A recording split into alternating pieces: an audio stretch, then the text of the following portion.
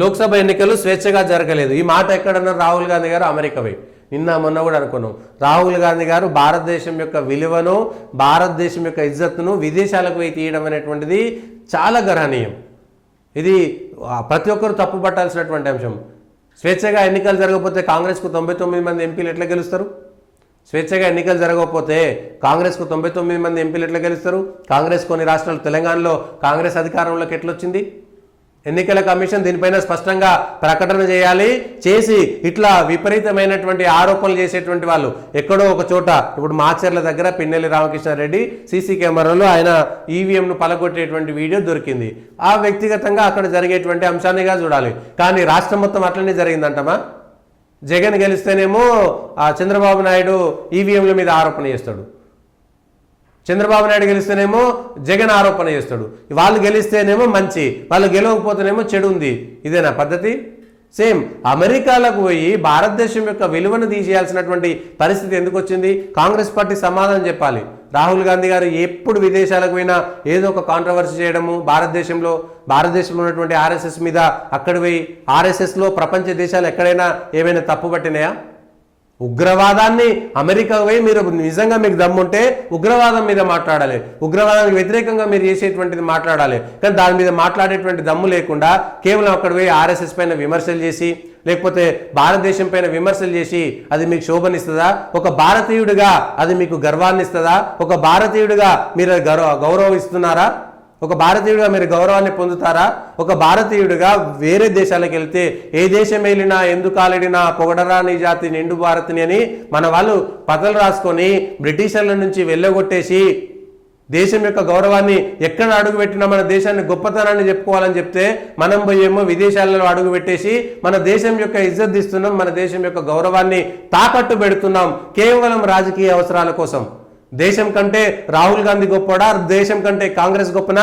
దేశం కంటే బీజేపీ గొప్పనా? కానీ ఆ దేశాన్నే విలువ తీసిన తర్వాత విదేశీ గడ్డపైన భారతదేశం యొక్క విలువ తీయడం అనేటువంటిది అది సంస్కారమా? అది ఎట్లా దాన్ని మనం అర్థం చేసుకోవాలి? ఈ విషయం పైన కాంగ్రెస్ పార్టీ సమాధానం చెప్పాలి. అక్కడికి పోయి చైనా బాగున్నదని అమెరికాకు పోయి భారతదేశం బాగలేదని చైనా బాగుందని చెప్తారా? ఇదే నా పద్ధతి. చైనా భారతదేశంలో బాగలేదు, చైనాలో బాగుంది. మీరు రాజకీయంగా నిజంగా మీరు భారతదేశంలో ఒక ఉపాధి అవకాశాలు పెరుగుతున్నాయనేటువంటి మాట చెప్పి ఉపాధి అవకాశాల కోసం విదేశాల్లో ఉండేటువంటి వాళ్ళు రండి, మన భారతీయులంతా భారతదేశంలో పెట్టుబడులు పెడదాం, భారతదేశంలో ఉపాధి కల్పిస్తాం అనేటువంటి మాట మాట్లాడాలి, పిలుపునివ్వాలి. భారతదేశం కోసం అందరం కలిసి పనిచేద్దాం రండి అని పిలుపునివ్వాలి. అట్లాంటిది వదిలేసి అమెరికా పోయి భారతదేశంలో ఉపాధి అవకాశాల్లో భారతదేశం వెనకబడిపోతుంది, భారతదేశంలో ఆర్ఎస్ఎస్ ఉన్నది, భారతదేశంలో ఆర్ఎస్ఎస్ ఉన్నది, చైనాలో మాత్రం అంత మంచిగా ఉంది. ఈ మైండ్ సెట్ని మనం ఏ విధంగా చూడాలి? రాహుల్ గాంధీ గారి మీద వ్యక్తిగతంగానో కాంగ్రెస్ మీద వ్యక్తిగతంగానో కాదు, ఈ దేశం మీద ప్రేమ. కాంగ్రెస్కే మాకు చెప్తారా? కాంగ్రెసే మళ్ళా ఈ స్వాతంత్రం తెచ్చింది. అదొక పెద్ద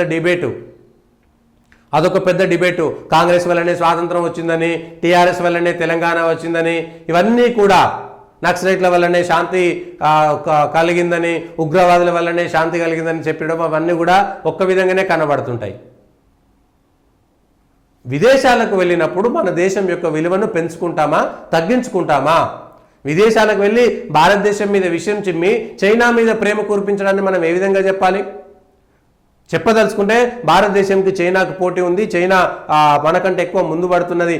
చైనా ఎందుకు ముందు పడుతుంది? భారతదేశంలో ఇగో ఈ పనికిరాని రాజకీయాల వల్లనే ప్రతి విషయంలోనూ రాజకీయం చేయడం వల్లనే ఇవాళ భారతదేశం వెనుకబడింది. 75 సంవత్సరాల తర్వాత భారతదేశం వెనుకబడింది అంటే 50 సంవత్సరాలు పరిపాలించినటువంటి కాంగ్రెస్ పార్టీ కదా సిగ్గుపడాల్సింది. వరుసగా 17 సంవత్సరాలు 16 సంవత్సరాలు ప్రధానమంత్రిగా ఉన్నది మీ ముత్తాత కదా, 16 సంవత్సరాలు ప్రధానిగా ఉన్నది మీ నాయనమ్మ కదా, 5 సంవత్సరాలు ప్రధానిగా ఉన్నది మీ నాయన కదా, 35 సంవత్సరాలు మీ కుటుంబం మాత్రమే పరిపాలించింది కదా. మొత్తం మీ కుటుంబమే 35 సంవత్సరాలు పరిపాలించి ఒక దేశం అభివృద్ధి చెందడానికి 35 సంవత్సరాల కాలం వృధా అయిందని మీరే ఒప్పుకుంటున్నారా? కాంగ్రెస్ను పొగుడుతున్నారా, తిడుతున్నారా?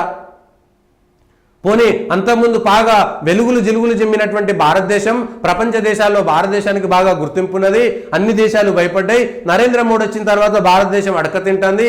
అంతకుముందు మాత్రం చాలా గొప్పగా ఉందని ఏవైనా మీ దగ్గర సాక్ష్యాలు, రుజువులు ఉన్నాయా? లేదు.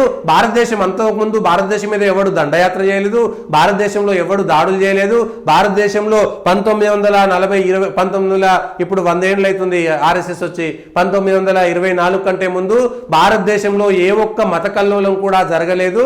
ఆర్ఎస్ఎస్ పుట్టిన తర్వాత మాత్రమే మత కల్లోలాలు జరుగుతున్నాయి. ఆర్ఎస్ఎస్ పుట్టిన తర్వాత మాత్రమే డిస్క్రిమినేషన్స్, తెగల మధ్య, కులాల మధ్య, మతాల మధ్యన చిచ్చు పెట్టిరు.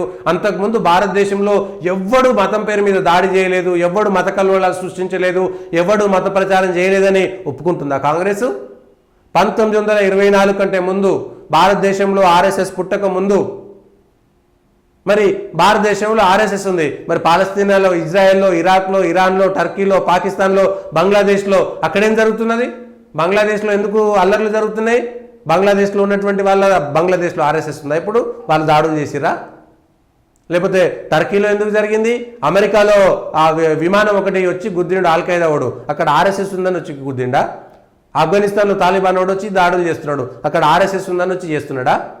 నిన్న ఇరాన్లో, ఇరాక్లో కొట్లాట్లు అవుతున్నాయి, అక్కడ ఆర్ఎస్ఎస్ ఉంది కాబట్టి కొట్లాట్లు అవుతున్నాయా? ఉగ్రవాదం గురించి మాట్లాడడానికి నోరు రాదు.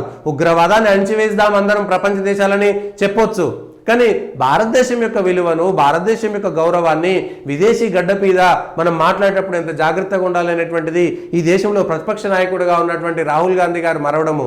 రాహుల్ గాంధీ గారు ఈ దేశంలో అభివృద్ధి జరగలేదంటే 35 సంవత్సరాల పాటు మీ కుటుంబం మాత్రమే పరిపాలన చేసింది. మీ కుటుంబమే 50 ఏళ్లలో 35 ఏళ్ళు మీ కుటుంబమే పరిపాలన చేసి ఈ దేశాన్ని సర్వనాశనం చేసింది ఎవరు?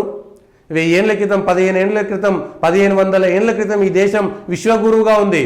దానిపైన దాడి చేసినోడు ఎవడు? అది మనం ఆలోచించుకోవాల్సింది. అది వదిలేసి మిగిలిన విషయాలన్నీ మాట్లాడి ఇంకేదో చేసి